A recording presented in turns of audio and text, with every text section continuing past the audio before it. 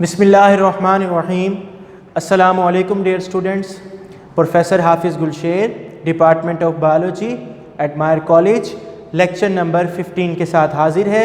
एक चीज़ मैं यहाँ बता दूँ, लेक्चर नंबर 15 स्टार्ट करने से पहले अब से जितने भी लेक्चर्स होंगे ये आपके चैप्टर नंबर 1 के इम्पोर्टेंट लॉन्ग क्वेश्चंस हैं।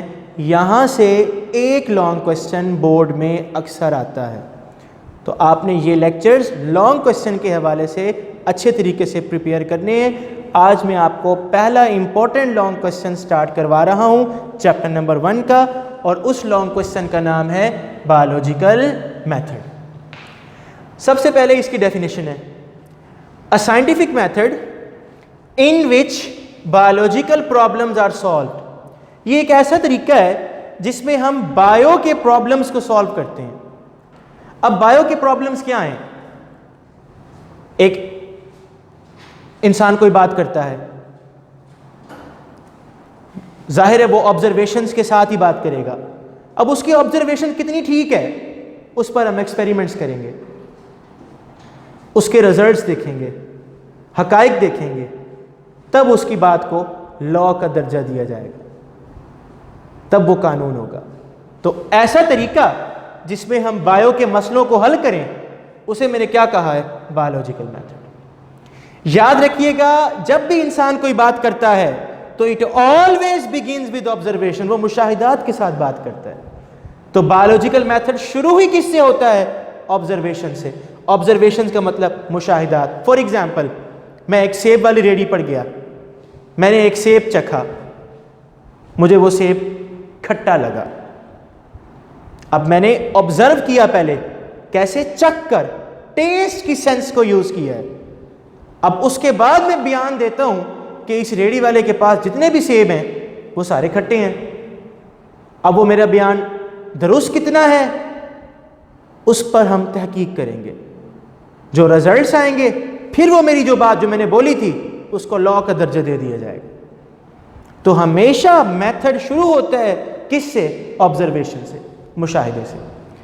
अब observations are made with 5 senses. 5 तरीके से हम मुशाहिदा कर सकते हैं। नेक्स्ट स्लाइड में वो मैं आपको 5 तरीके बताता हूं। टेस्ट, वो जो मैंने सेब चखा था वो मैंने कौन सी सेंस यूज की थी? Test.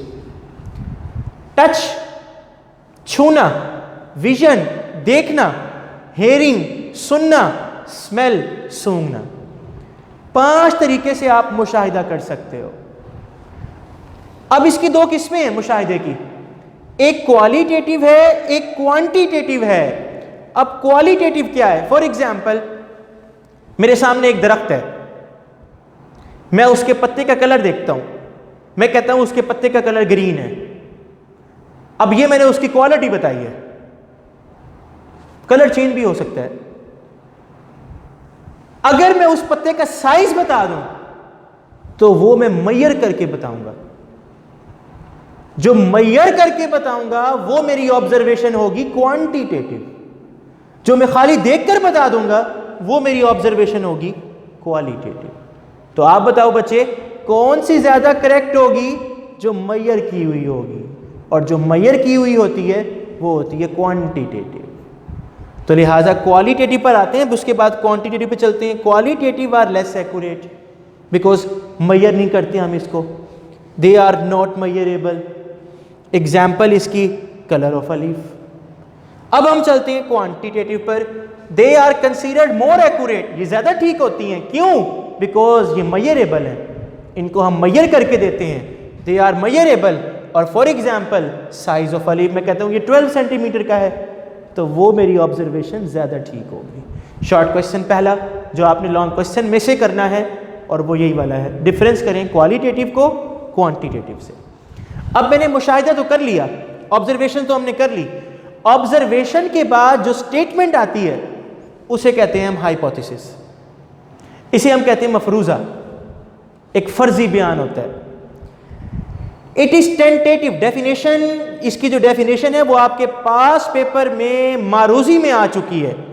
It is the tentative, tentative कहते हैं आर्जी, एक्सप्लेनेशन ऑफ ऑब्जर्वेशन। जिस तरह आर्जी बयान देना, जिस तरह हमारी गवर्नमेंट करती है, 2 साल के बाद लोड शेडिंग खत्म हो जाएगी, 5 साल के बाद खत्म हो जाएगी, अभी तक खत्म नहीं हुई। तो उनके जो बयान होते हैं आप उनको हाइपोथेसिस में लिया करें, वो उनके फर्जी बयान होते हैं।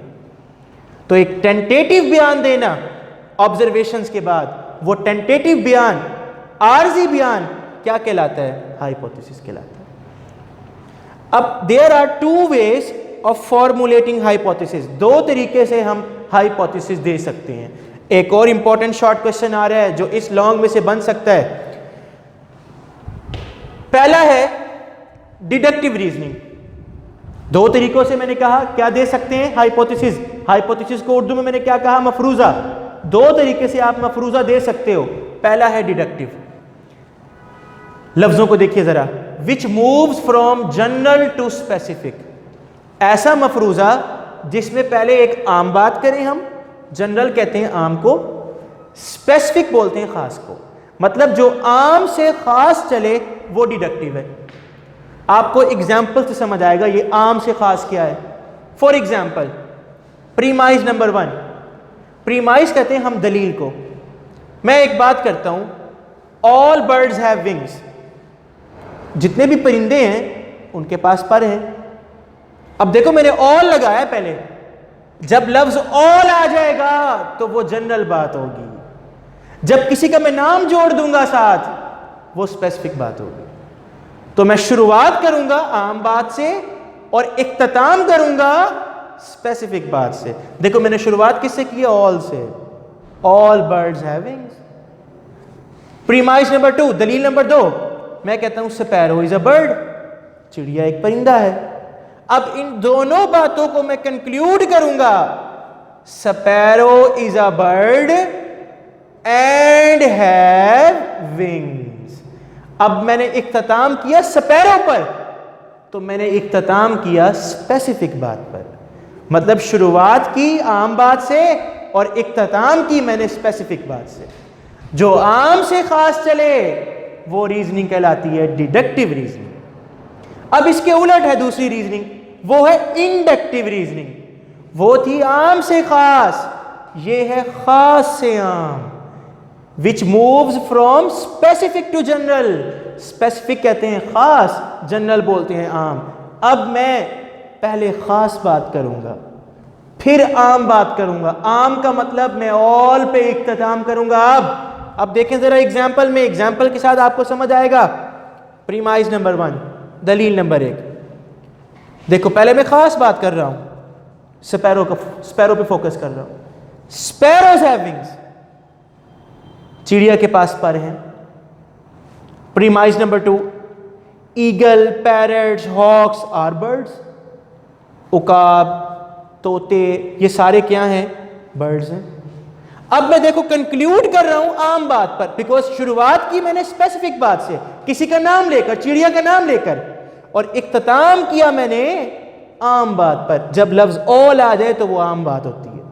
और इख्तिताम में कर रहा हूं, कंक्लूड कर रहा हूं, ऑल बर्ड्स हैव विंग्स। देखिए दोनों में क्या डिफरेंस हुआ।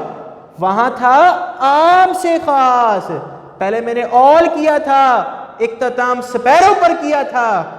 यहां मैंने शुरुआत की स्पेसिफिक से और इख्तिताम किया आम पर। यहां मैंने शुरुआत की स्पैरो से, स्पैरो स्पेसिफिक वर्ड था, और मैंने इख्तिताम किया ऑल पर, ऑल जनरल वर्ड था। और जो खास से आम जाए वो क्या कहलाती है? Inductive reasoning. इंतहाई इंपॉर्टेंट क्वेश्चन है, शॉर्ट क्वेश्चन बोर्ड के हवाले से। डिफरेंस करें डिडक्टिव को इंडक्टिव रीजनिंग से। ये बेटा लॉन्ग क्वेश्चन का पहला पार्ट हो गया है। इसका सेकंड पार्ट हम नेक्स्ट लेक्चर में कवर करेंगे। आपने इस पार्ट को तसल्ली से सुनना है और उसको बैठ के लिखना है। मैं ये असाइनमेंट चेक करूंगा। इसी के साथ ही इजाज़त चाहता हूँ। अल्लाह हाफिज़।